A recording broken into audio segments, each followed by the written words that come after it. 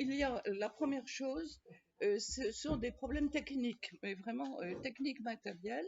Nous avons entendu votre appel effectivement dimanche et nous voudrions vous relayer pour l'enregistrement.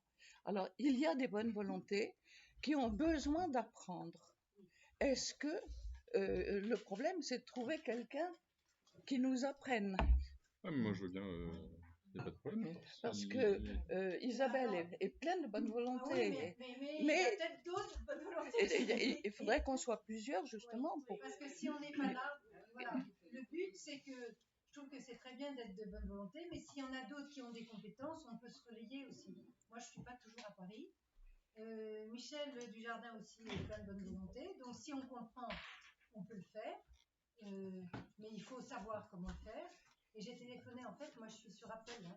Donc j'ai téléphoné à Apple parce que vous mettez sur YouTube après. Oui. Et alors ils m'ont dit, ah ben non, on ne peut pas vous aider pour ça parce que nous, c'est pas notre support, tout ça. Alors je suis sûre qu'on doit pouvoir faire, mais voilà.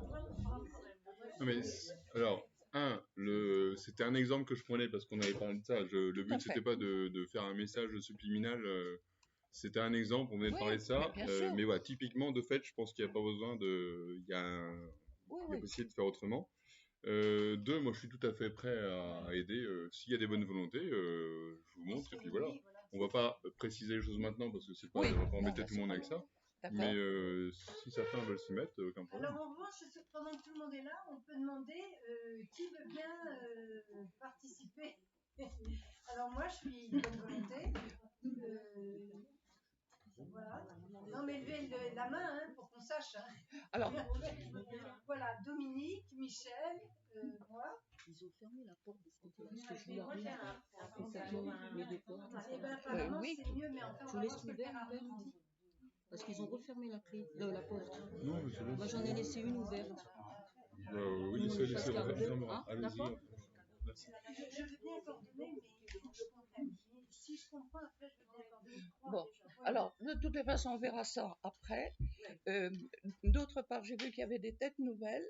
Et je pense que ce qui est très important, c'est que les personnes qui viennent ici, ce soit pour la première fois, puissent donner leur nom, leur adresse email, pour que si j'ai un document à leur envoyer, elles puissent le recevoir. Si un jour la séance n'a pas lieu au dernier moment, qu'on puisse les prévenir. Donc ça me paraît très utile. Donc la feuille va circuler pour ceux qui ne sont pas déjà inscrits. C'est simplement pour des questions d'information et d'être tenus au courant. Voilà. Donc maintenant nous allons retrouver notre ami Jérémy et nous en étions restés, nous avions commencé au récit de sa vocation. Et j'avais beaucoup insisté sur le fait que le Seigneur met ses propres paroles, confie son propre langage à la bouche de Jérémie. Et derrière ce mot bouche, il faut bien entendre parce que l'hébreu est une langue extrêmement charnelle et qui donne toujours beaucoup de détails. Donc derrière la bouche, il faut comprendre qu'il y a des lèvres, qu'il y a des dents, qu'il y a une voix, qu'il y a une langue, qu'il y a des mâchoires et qu'il y a une gorge. Et vous voyez que tous ces éléments-là sont très importants pour se rendre compte de la densité corporelle. Parce que, si vous voulez, nous, on a été habitués à cette dichotomie très commode du corps et de l'âme, et le texte hébreu nous force à entrer dans cette espèce d'enchevêtrement incroyable, spirituel, charnel, physique, spirituel, tout cela étant mélangé. Et vous voyez que l'importance donc des gestes. Et par conséquent, le Seigneur a fait confiance à Jérémie et il lui a dit qu'il mettait ses paroles dans sa bouche. Et la dernière fois, nous étions restés au verset 10, toujours du chapitre 1, mais rassurez-vous, on arrivera quand même à la fin, et puis il y aura des chapitres où nous irons plus vite. Hein. Là, c'est vraiment tellement important qu'on le regarde attentivement mot à mot. Et nous avions vu que je te donne aujourd'hui autorité, alors à la fois pour déraciner, pour renverser, et d'où la question que l'on s'était posée la dernière fois, de savoir quand faut-il dire et dénoncer des choses, et puis pour bâtir et pour planter. Et par conséquent, derrière ces deux images, de bâtir et de planter, nous avions pensé justement la maison au sens de la descendance, et puis planter la tente, planter la vigne, planter l'arbre. Alors justement, la dernière fois, je vous ai envoyé par l'intermédiaire justement de la reproduction de Masaccio, qui représente la croix comme un arbre de vie. Vous voyez, à chaque fois que je pourrais illustrer avec des représentations, je le ferai. Alors, nous allons aborder aujourd'hui la suite, c'est-à-dire à partir du verset 11, la parole du Seigneur s'adressa à moi. Que vois-tu, Jérémie? Qu'est-ce problème justement de vision? Et il répond, ce que je vois, c'est un rameau d'amandier. Le Seigneur me dit, c'est bien vu, je veille à l'accomplissement de ma parole. Alors vous allez me dire, quelle est la logique de cela?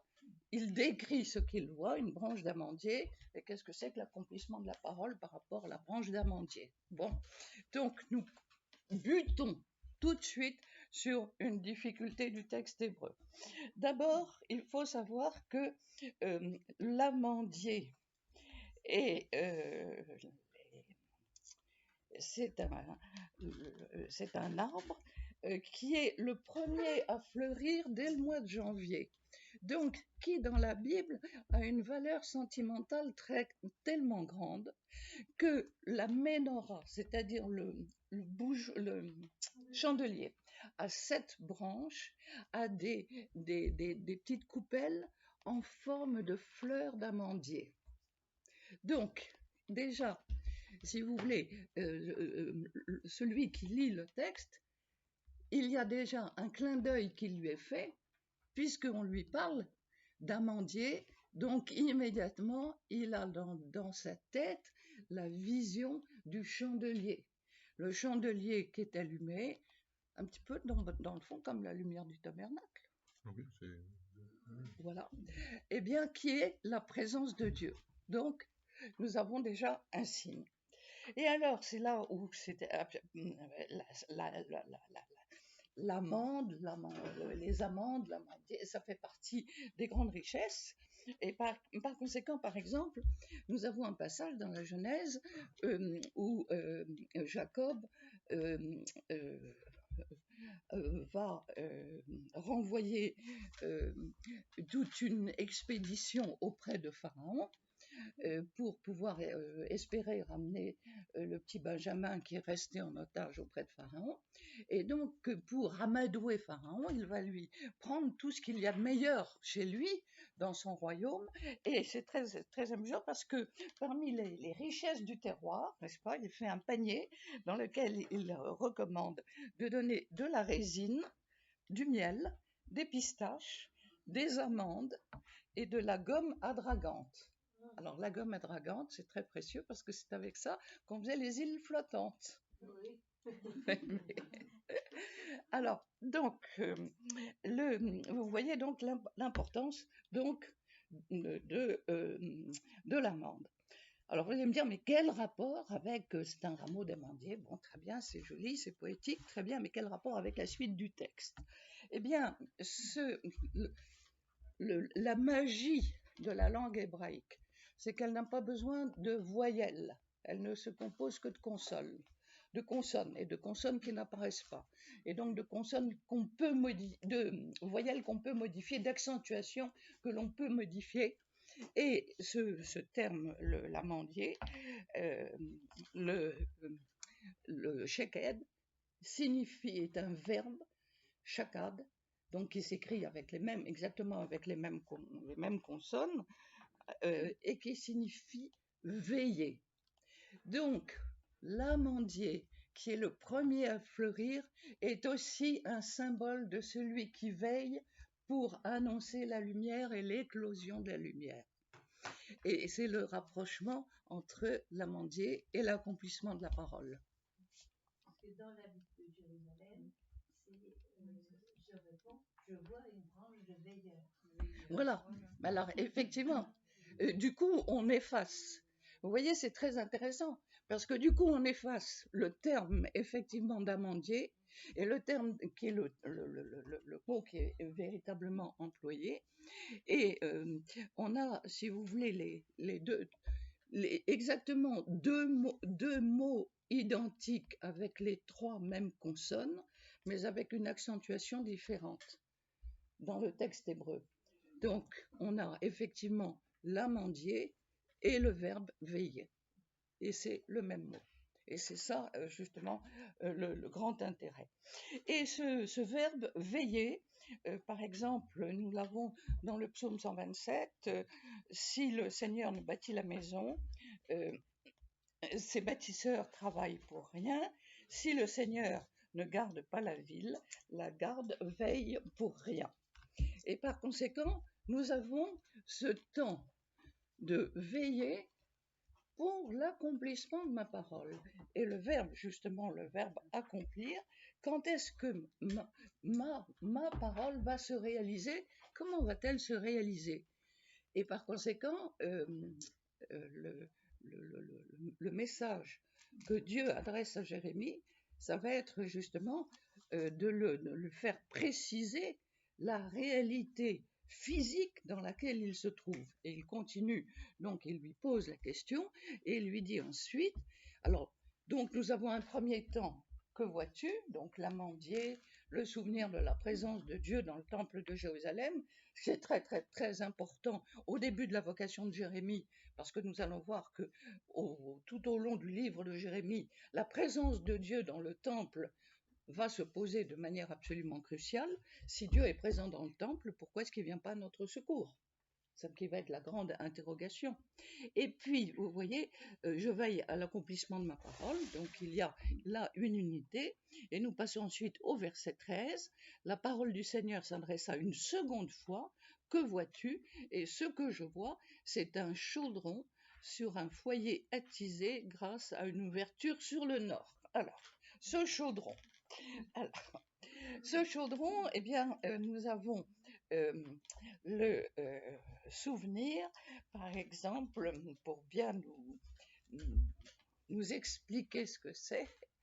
Il y a un moment dans l'Exode, au chapitre 16, où les Hébreux se révoltent contre Moïse, en se disant on était très très très bien en Égypte, même si on était prisonnier, on avait quand même un petit peu à manger, et puis ils gémissent et ils disent, les fils d'Israël se plaignent, si nous étions morts en Égypte, cela aurait été mieux. Nous regrettons de ne pas être morts près du chaudron de viande où bouillaient les légumes. Donc un souvenir très précis. Donc cette marmite, c'est vraiment le grand chaudron du pot-au-feu, hein, et qui est ici. Et ici, ce qui est très intéressant, c'est de voir que il y a ici un chaudron sur un foyer, donc l'image d'une marmite, l'image du feu, l'image vraiment de la violence, attisée grâce à une ouverture sur le nord, et voilà tout le problème. Que représente le nord? Eh bien, le nord, du point de vue stratégique, c'est la menace babylonienne qui va venir déferler sur Israël. Nous sommes dans une période extrêmement complexe de l'histoire d'Israël. Il y a d'une part la puissance égyptienne qui est à l'ouest, du côté de l'est, après le royaume d'Assyrie est tombé en désuétude, et les forces montantes, c'est Babylone. La figure de Babylone et de Nabucodonosor. Et les Babyloniens n'ont pas d'état d'âme. Alors c'est très intéressant, parce que quand on pense à la situation actuelle, quand on voit ce qui se passe au Haut-Karabakh, et quand on voit ce qui se passe en Ukraine, il n'y a pas d'état d'âme, on fonce. Voyez, et effectivement, la puissance babylonienne n'a que faire des vociférations d'Israël. Et par conséquent, il y a une menace, et une menace d'invasion gratuite, comme ça.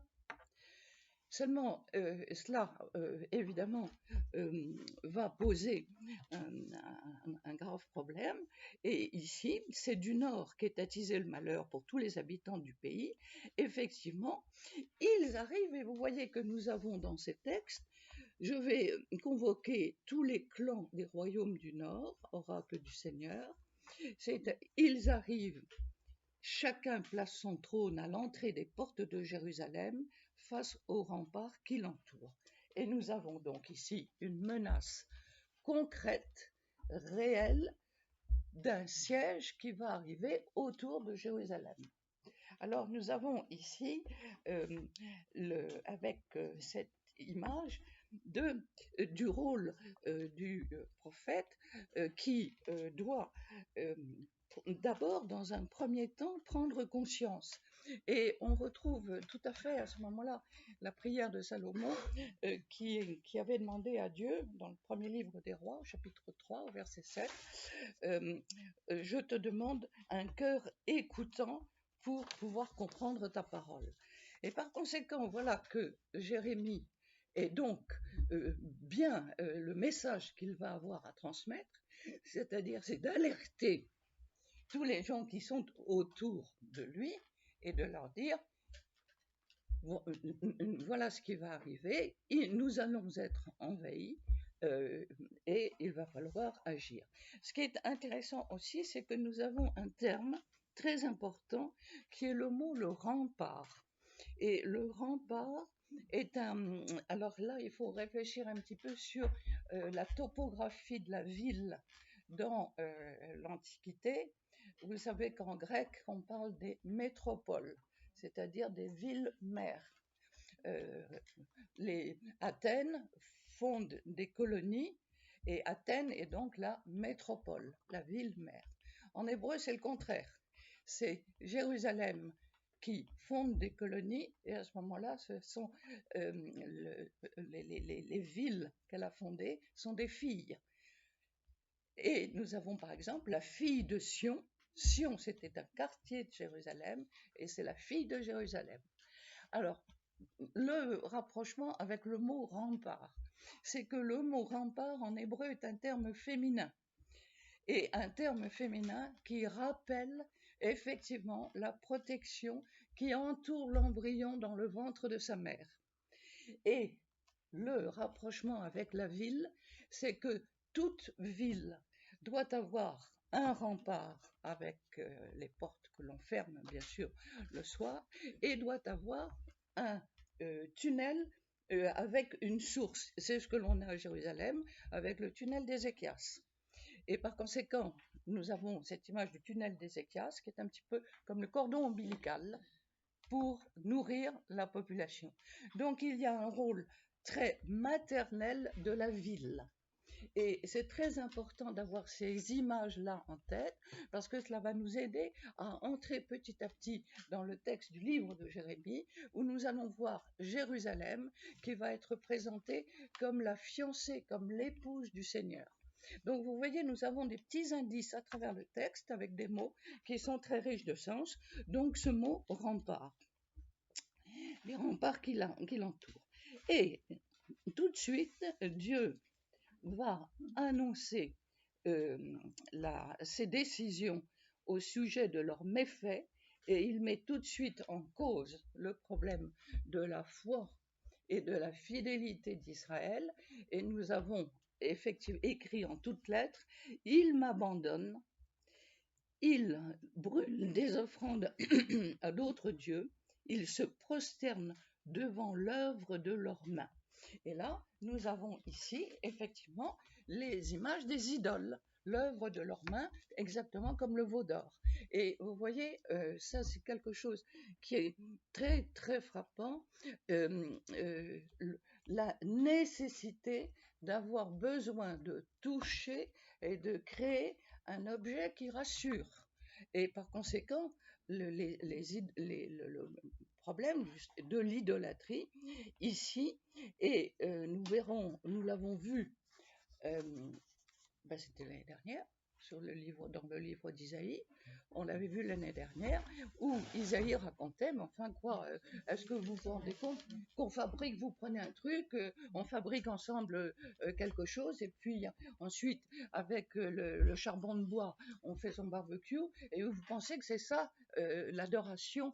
Il y avait eu déjà une dénonciation des idoles. Et vous voyez que la question revient ici, ils m'abandonnent et ils offrent, ils brûlent des offrandes à d'autres dieux. Et je trouve que cette image, elle est très belle parce qu'ils se prosternent devant l'œuvre de leurs mains, ce qui nous pose la question de la sincérité de notre culte. Dans quelle mesure est-ce que dans notre démarche spirituelle, c'est pour se rassurer soi-même? Est-ce que je me prosterne devant l'œuvre de mes mains ou est-ce que j'accepte d'entendre une autre voix? Mais vous voyez que c'est à travers, ici, c'est très intéressant, se prosterner devant l'œuvre de leurs mains. Et d'où la question, dans une démarche religieuse, quelle est la part de sincérité? Quelle est la part de...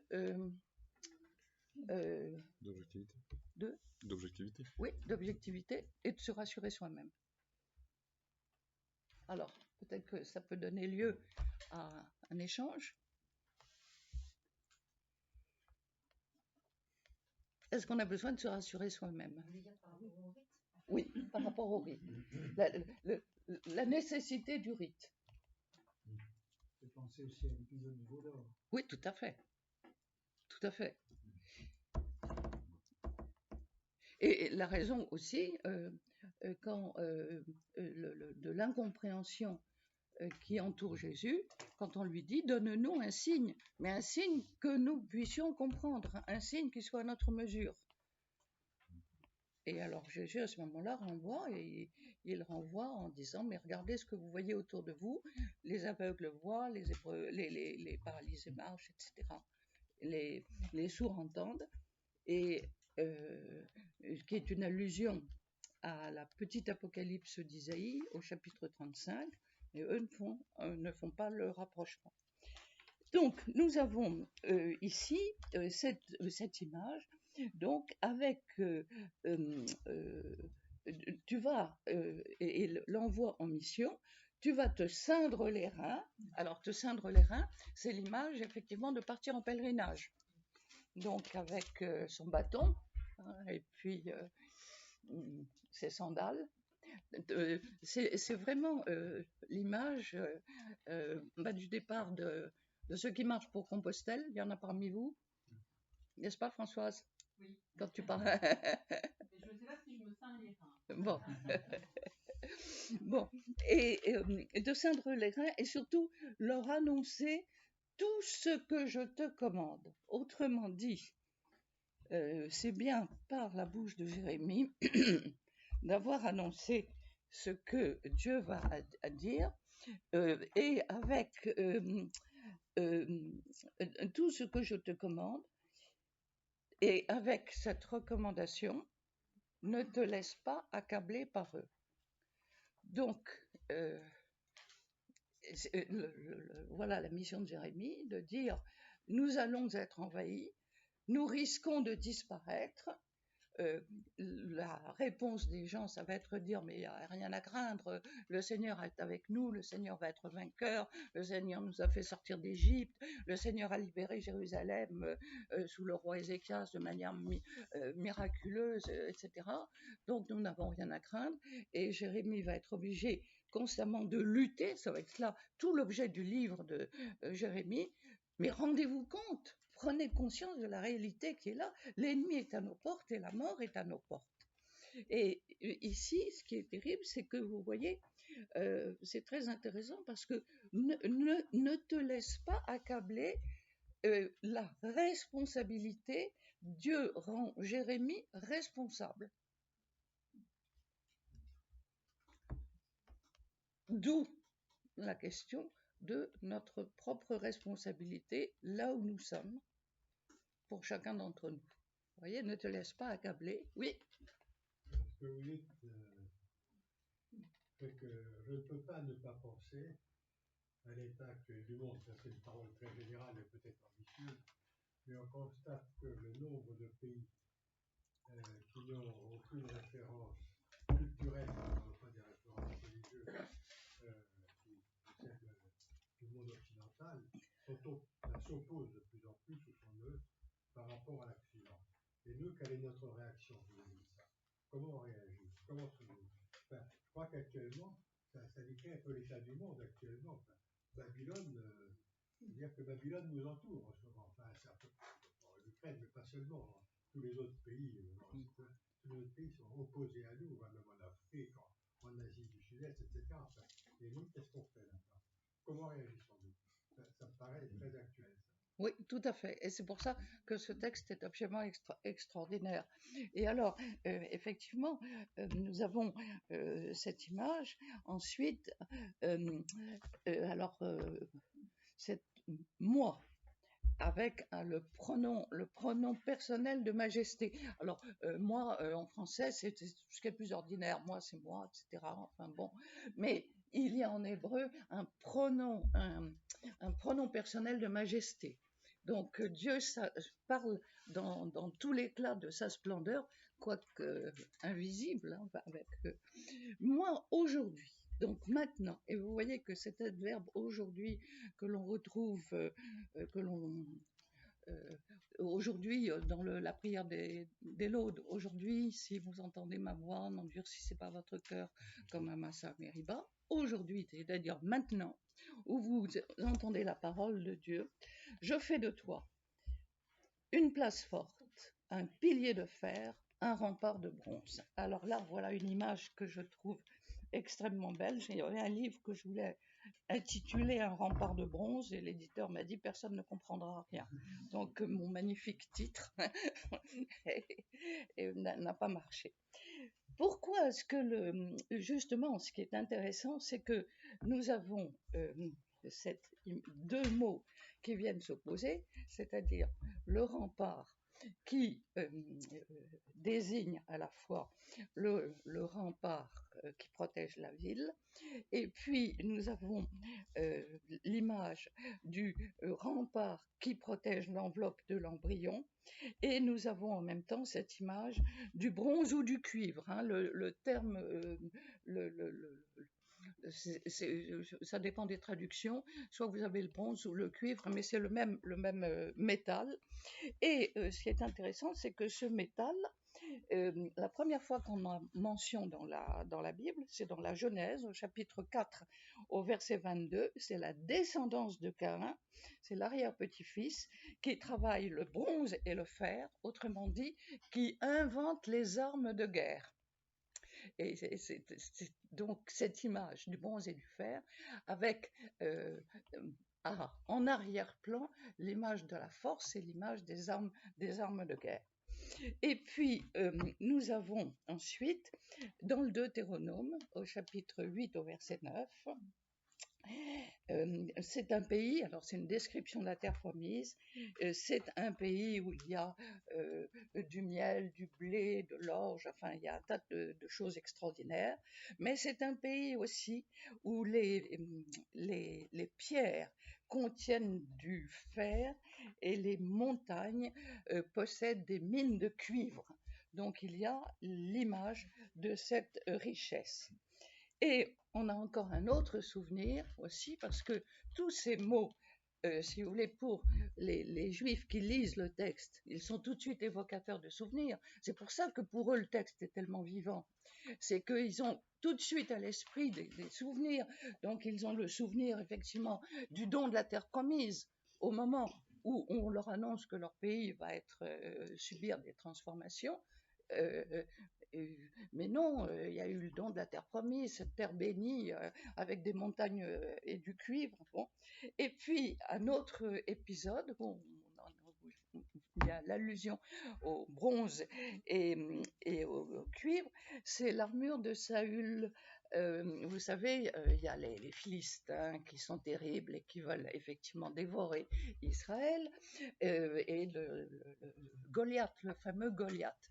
Et le petit David dit qu'il va venir à bout de Goliath, et le roi Saül dit mais il faut qu'il ait une armure, il va essayer mon armure. Alors la scène elle est très très très joliment racontée justement dans le livre de Samuel. Le petit David essaye la magnifique armure qui était superbe de Saül, qui est en bronze et qui pèse 60 kilos. On nous précise dans le texte le poids qu'elle pèse.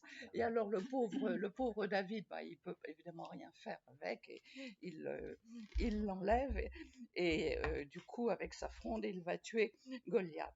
Mais vous voyez ce qui est extraordinaire, c'est qu'un texte comme celui-ci, donc face aujourd'hui, donc je fais de toi un rempart de bronze, une place forte, un pilier de fer, et ensuite il décrit face au roi, face au pays tout entier,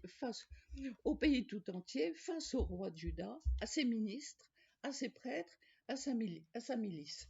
Et par conséquent, il va avoir contre lui la totalité du peuple.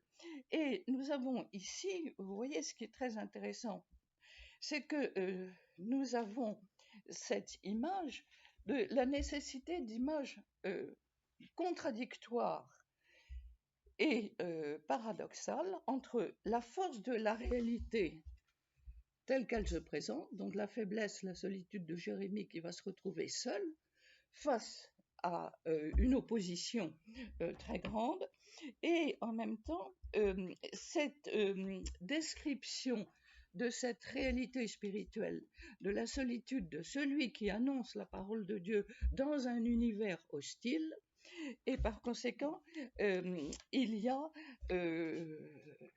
en réfléchissant beaucoup sur ce texte, que je trouve d'un réalisme tout à fait extraordinaire, c'est, je dirais, pour transcrire dans un langage à mes yeux pseudo-scientifique, parce que je ne suis pas capable, je n'ai pas de connaissances dans ce domaine, mais je suis sûre que Bertrand, lui, va me corriger, et je dirais qu'il s'agit du phénomène de résilience. Est-ce que c'est de pouvoir rebondir quand on est vraiment face à une opposition, et pouvoir tenir le coup. Alors, Bertrand, est-ce que c'est ça le phénomène de résilience? Bon. Et donc ici, ce qui est extraordinaire, c'est que nous avons surtout cette indication: ils ne pourront rien, ils te combattront, mais ils ne pourront rien contre toi.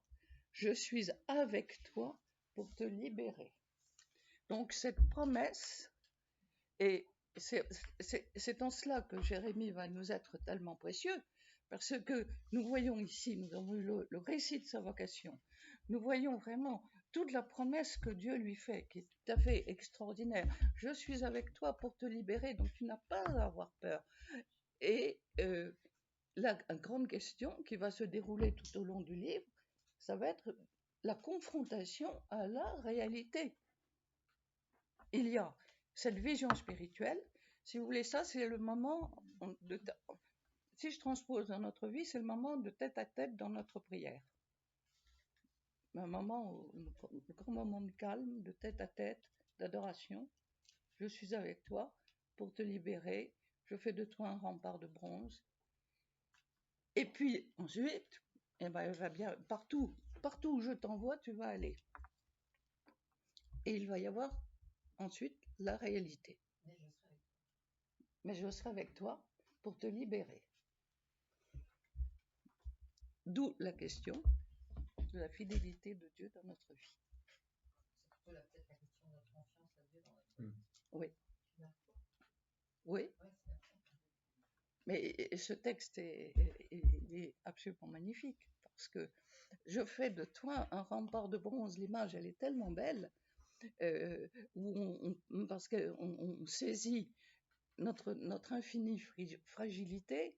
On a bien vu aussi la difficulté du fait que je mets mes paroles dans ta bouche, Donc, le problème de savoir comment est-ce qu'on va s'exprimer, comment est-ce qu'on va parler, comment est-ce qu'on va être inspiré, et puis cet envoi en mission. Mais il me semble que toutes les réalités spirituelles et apostoliques auxquelles nous sommes confrontés sont exprimées là. Alors, peut-être qu'il y aurait des réactions quand même. Christine, je peux quand même répondre, essayer de répondre à ta provocation. J'aimerais bien. Mais j'ai besoin d'aide d'un physicien. Parce que la résilience, c'est un concept de physique. Je sais, justement, mais c'est un terme très à la mode. Alors, ça fait chic de l'employer. Donc... C'est un certain Boris Cyrulnik oui. qui a été transposé de la physique à la psychologie, qui a oui. Transposé ce terme de résilience, qui est devenu très à la mode. Boris Cyrulnik, c'est un grand gourou, un grand écrivain, il est très doué aussi. De très beaux livres. Donc la question qui se pose, c'est ce que je réponds à ta provocation, c'est-à-dire que la résilience, donc c'est la capacité, quand on est en Ukraine par exemple, sous les bombes russes, il faut quand même une certaine capacité pour encaisser le traumatisme et y résister au moment de l'attaque, mais aussi y survivre après l'attaque. C'est ça que définit en psychologie le terme de résilience. Est-ce qu'on peut survivre à un tel traumatisme? Dans la théorie telle que je la décris comme ça n'a absolument rien à voir avec Dieu et la transcendance. N'est-ce pas? Bien sûr. Bien sûr. C'est comme ça que je répondrai. D'accord. La provocation, qui est une provocation intéressante, c'est-à-dire, est-ce que, qu'on y croit ou qu'on n'y croit pas, est-ce que Dieu, par exemple Jérémie, la transcendance est indispensable à la résilience? Je crois que c'est la question qu'il pose. Oui. Y être peut-être, non? Oui, mais tous les jours, on a à la messe des exemples moi, de martyrs. Je serais beaucoup plus radical que ça. Oui. Soit ça sert strictement à rien, la transcendance, soit c'est pas que ça y aide. C'est absolument indispensable. Mais on ne peut pas être entre les deux. Il faut choisir son camp. Mais en fait, non, Cyrulnik, ce qu'il dit, c'est quand même quelque chose de beaucoup plus. C'est pas automatique, la résilience. La résilience, et là, c'est peut-être quelque chose qui peut nous amener sur la transcendance. Il peut y avoir une résilience s'il y a eu, en fait, s'il y a un étayage, s'il y a des forces qui vont aider quelqu'un qui a vécu un traumatisme ou du malheur à passer à autre chose, à survivre à ce traumatisme et à se reconstituer. Parce qu'il faut qu'il y ait un étayage. Et peut-être que Dieu, dans ce cas-là, est un étayage. Et ce qui est intéressant dans ce que tu dis, justement, un étayage, mais est-ce que c'est justement la responsabilité des uns et des autres au sein d'une communauté, d'être ces relais, cet étayage? Le terme de résilience est tout à fait impropre pour dire ce que le texte dit. C'est la force de Dieu qui soutient ses fidèles. Et encore une fois, on en a des exemples tous les jours dans les martyrs qu'on célèbre quotidiennement. Oui. Et ce n'est pas une question de résilience, c'est une question de foi en Dieu. Ça n'a absolument aucun rapport, je trouve. Y a-t-il des martyrs parmi nous pour en témoigner? Bah écoutez, moi il y en a un que j'ai connu, où souvent je l'invoque parce que je suis sûre que c'est un martyr et un saint, c'est le père de Chergé. Et le père de Chergé, je l'ai connu quand il était aumônier au Sacré-Cœur et quand j'enseignais à la maîtrise de Montmartre. Et il avait offert pour le baptême de mes deux enfants, Benoît et Agathe, des petites plaques en bois où il y avait le moine et la martyre. Alors, quand les enfants sont devenus grands, j'ai rangé précieusement mes petites plaquettes. Et puis, en 95 ou en 87, quand j'ai appris ce qui s'est passé, je me suis précipitée pour retrouver mes petites plaquettes qui sont bien à l'honneur. Et à chaque fois, je me dis, ben voilà, il est moine et martyr. Et je trouve que c'est très impressionnant de penser à ça. Le moine de Tibérine, le prieur de Tibérine, le prieur de Tibérine. Et pourquoi ça n'a aucun rapport? Parce que la résilience, c'est une qualité humaine qui permet surmonter les difficultés. Non, mais... Oui, et Non, mais Françoise n'est pas d'accord avec toi. Elle a raison de préciser cette question d'étayage. C'est très très important. Oui. Il n'y a pas de résilience sans étayage. Alors comment penser l'étayage? Mais justement, est-ce que l'étayage, c'est pas le propre d'une communauté paroissiale? Les martyrs du Japon, ils n'ont pas été résilients. Ils ont subi le martyre en proclamant la gloire de Dieu. Oui. Et Dieu, la foi, elle s'incarne. Pardon? La foi et Dieu s'incarnent. Donc c'est pas juste une poudre de perlimpinpin que Dieu envoie pour qu'on tienne... Geneviève, la résilience, ça ne concerne pas seulement ce qui se passe pendant le martyre, ça je l'ai dit, je le répète, c'est-à-dire ça concerne ce qui se passe quand on survit au martyr. Parce que le martyr, il meurt et puis il est dans la gloire de Dieu. Mais comment survivre au martyr, au traumatisme? C'est ça que le terme de résilience interroge. Est-ce qu'on n'a pas juste un peu de nos jours, je suis assez d'accord sur la limite, la résilience, c'est la capacité de reconstruction. Est-ce qu'on n'a pas juste un peu de nos jours tendance à dire résilience au lieu de dire résistance? Ah non, c'est pas la même chose. Parce que c'est un terme plus dans l'air du temps. Non, parce que résilience, ça suppose de pouvoir encaisser. J'entends bien. Tandis que résistance, c'est garder les liens au dehors. Jérémie, c'est résiste. Tiens bon, tu vas être attaqué de toutes parts. La distinction elle peut être éclairée par justement l'aspect physique de la résilience. La résilience, pour prendre une image, vous avez une belle voiture, quelqu'un vous donne un coup de poing sur le capot, il s'enfonce. Et s'il est résilient, il va reprendre sa forme. Voilà. Il reprend sa forme après un choc. C'est ça l'origine du mot résilience. La résilience, c'est essentiellement au départ la capacité des enfants à survivre au traumatisme. Oui, mais c'est récupérer son autonomie, sa liberté, sa constance face aux épreuves, etc. Mais c'est pour ça que je dis que là, c'est juste la capacité à tenir bon et à porter la parole de Dieu malgré l'assaut, parce qu'il est à la fois pilier et rempart, et voilà, il continue. Enfin, moi, je trouve qu'on a des interrogations un petit peu abstraites, je trouve très, très amusantes et très troublantes. Mais pas peur, dit Dieu. Oui. Et sinon, c'est moi qui te fera avoir peur devant les autres. C'est quelque chose de très humain. Oui. Et justement, c'est cela ce qui est intéressant dans ce texte, c'est de voir ce rapprochement très humain. Donc, nous avons vu, vous voyez, ce premier chapitre, qui est donc le récit de la vocation de Jérémie. Donc, une prière, enfin un tête-à-tête entre Dieu et Jérémie, avec ce contact de toucher, il touche mes lèvres, il touche ma bouche et il met mes paroles il met ses paroles dans ma bouche. Et nous allons donc entrer dans le discours de Jérémie dès le chapitre 2. La parole du Seigneur s'adressa à moi, va clamer aux oreilles de Jérusalem. Alors, nous allons entrer dans ce chapitre 2, un grand discours de Dieu, et qui transmet sa parole à Jérémie, et il va commencer dès le verset 2. Je te rappelle ton attachement du temps de ta jeunesse et ton amour. Alors, la Tob traduit ton amour de jeune marié, c'est en fait ton amour de fiancé. Et le terme qui est employé en hébreu signifie très précisément le temps des fiançailles. Et par conséquent, nous allons entrer dans une nouvelle problématique qui est très particulière et qui reprend les paroles du prophète Osée.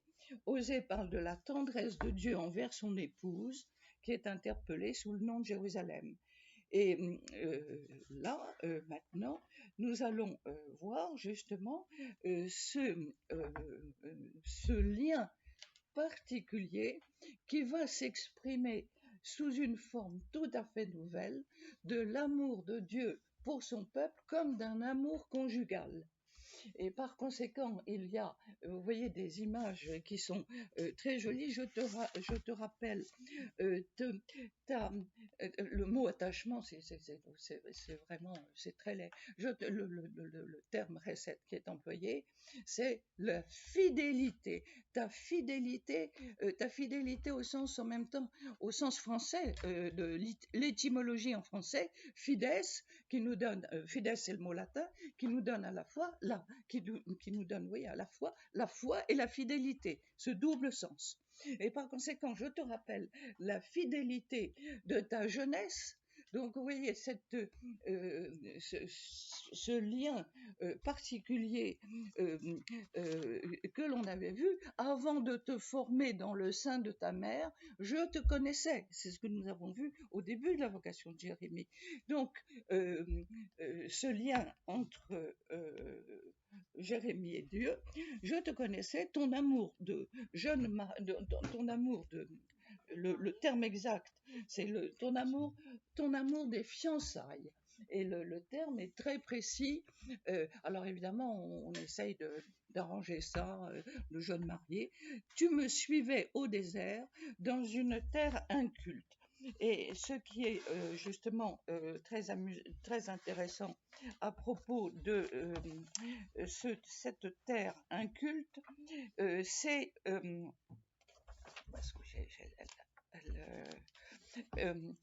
oui, cette terre inculte, c'est en fait une terre qui est devenue un sol qui est tellement craquelé, tellement aride que rien ne peut pousser.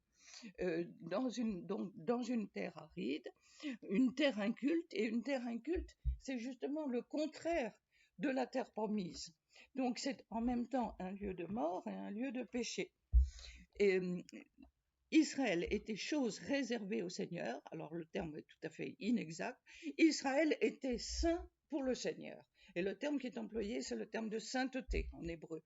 Donc, vous voyez, chose réservée, c'est complètement idiot, comme si Israël était une chose, alors que c'est un peuple vivant composé de personnes. Et en plus, cette idée de réserve, c'est pas une réserve de peau mise dans un coin, c'est une réalité bien vivante, et avec ce terme tellement important, ce terme de sainteté, comme quoi les mots ont des sens. Israël était réservé, était saint pour le Seigneur, et par conséquent, avec cette idée du rôle justement de la sainteté. Et par conséquent, le Dieu en personne fait acte de mémoire pour rappeler la fidélité qu'Israël lui témoignait, au temps béni de ces années dans le désert. Et de ces années dans le désert pendant lesquelles Dieu envoyait régulièrement la manne et envoyait régulièrement l'écaille et leur donnait à boire.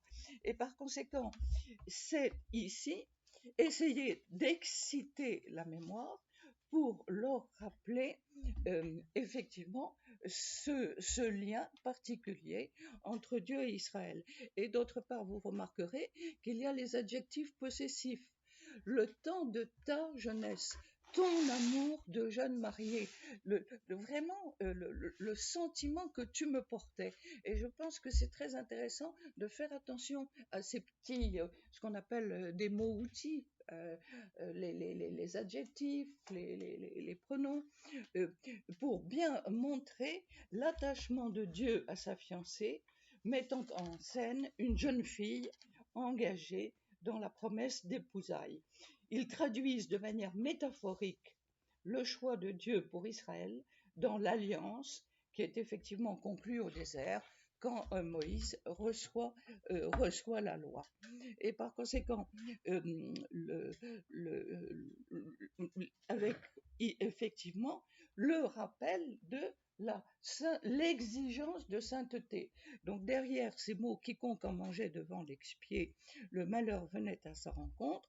Autrement dit, il y avait justement le problème de la fidélité à la loi. Et donc derrière ces termes-là sont explicités ce problème justement de la fidélité d'Israël, qui a une vocation sainte qui s'accomplit dans l'accomplissement de la loi. Et l'accomplissement de la loi, la première des réalités, c'est moi le Seigneur ton Dieu qui t'ai fait sortir du pays d'Égypte, tu n'auras pas d'autre Dieu face à moi. Or, il est bien évident que si on se met à la place des gens qui écoutent ça, qui ont la menace des armées qui sont en train de se mettre en place et qui vont arriver, qui vont effectivement, le problème va être la grande question de leur fidélité et justement de pouvoir corriger leur idolâtrie, car c'est bien ça la grande question qui va se poser. Comment vivre sa fidélité dans un climat dont les divinités des pays voisins sont des divinités victorieuses qui apportent la victoire. Donc la tentation, elle était effectivement infiniment forte. Pourquoi est-ce qu'on n'irait pas offrir un petit sacrifice à Baal, un petit sacrifice à Isis et compagnie, et comme ça on se met bien avec tous les dieux et on a la conscience tranquille. Et voilà la question qui se pose ici au sein du livre de Jérémie. Oui. Est-ce qu'on ne retrouve pas cette question dans ce qui vient de se passer au Karabakh et en Arménie? Oui. Oui, c'est assez. Vous voyez, ce qui est très intéressant aussi, ça va être de constater l'inconscience des habitants de Jérusalem. Alors que la menace physique réelle est là, il y a eu plein d'émissions là, d'histoire, et on a la même chose, si vous voulez, quand on regarde les années 30, quand est-ce que les uns ou les autres ont pris conscience des dangers qui existaient. Vous voyez ? Donc c'est une question très réaliste qui se pose: à partir de quand prend-on conscience du danger? Ce qui me gêne un peu, ce qui m'interroge, c'est, comme on dirait maintenant, c'est qu'on a l'impression, que si Israël est menacé par Babylone, c'est parce qu'elle était infidèle à son Dieu. C'est l'explication qui est donnée. Dans les faits, on constate maintenant que la fidélité ou l'infidélité aux normes à Dieu, aussi en chrétien, disons, mais il y a quand même des gens qui nous veulent du mal. Point. Et puis, qu'on soit fidèle ou non, même si on est fidèle, on nous veut du mal. Bon, alors là, Israël, les Hébreux, là, Babylone était des volontés d'expansion, s'étendait, après les Assyriens, etc. Bon, et puis, c'est Babylone qui avait, il fallait tout conquérir, quoi. Indépendamment de la fidélité à Dieu. Oui, mais si vous voulez, tout l'intérêt du livre de Jérémie, c'est que nous sommes incarnés dans la réalité historique. Et que si nous refusons de voir la réalité historique et de voir comment la fidélité à la parole de Dieu, à travers les siècles, va se transmettre, nous faisons de notre foi et de la révélation une mythologie, c'est-à-dire en dehors de la réalité. La réalité, Dieu s'incarne dans son peuple Israël, qui est chargé d'annoncer la révélation, dont le Christ est l'accomplissement visible. Et par conséquent, si vous voulez, ce qui est intéressant pour nous, c'est dans notre vocation, dans notre lien personnel au Christ, de voir comment est-ce que nous vivons cette vocation de Jérémie, puisque nous sommes tous appelés à vivre cette vocation là où nous sommes, dans le est-ce qu'on peut parler pour un laïc d'un ministère, dans le ministère qui nous est confié? Voilà. Et donc, ce que je trouve très précieux, si vous voulez, c'est ce dialogue personnel avec Dieu. Et là où le livre de Jérémie va être très précieux, c'est que nous sommes incarnés dans l'histoire et dans l'histoire humaine. Et l'histoire humaine, elle se déroule sous nos yeux. Alors, pour répondre au pessimisme ambiant, moi je voudrais quand même vous donner deux exemples absolument que j'ai trouvé absolument formidables. Il y a eu la messe samedi dernier à Marseille, quand même, c'était quand même formidable. Et puis ce soir, j'ai ma petite fille qui est à Rome pour le mouvement Together, pour prier pour le synode. Et donc, il y a tout un rassemblement de jeunes et elle est envoyée par la conférence épiscopale parce qu'elle représentait la France au JMJ. Enfin, elle était responsable de l'équipe de la France au JMJ. Et donc, ce soir, elle est à Rome et elle a envoyé un message pour dire qu'elle était bien arrivée. Voilà. Alors, je lui ai dit qu'elle avait bien de la chance parce que non seulement elle était à Marseille la semaine dernière, et là, elle est à Rome.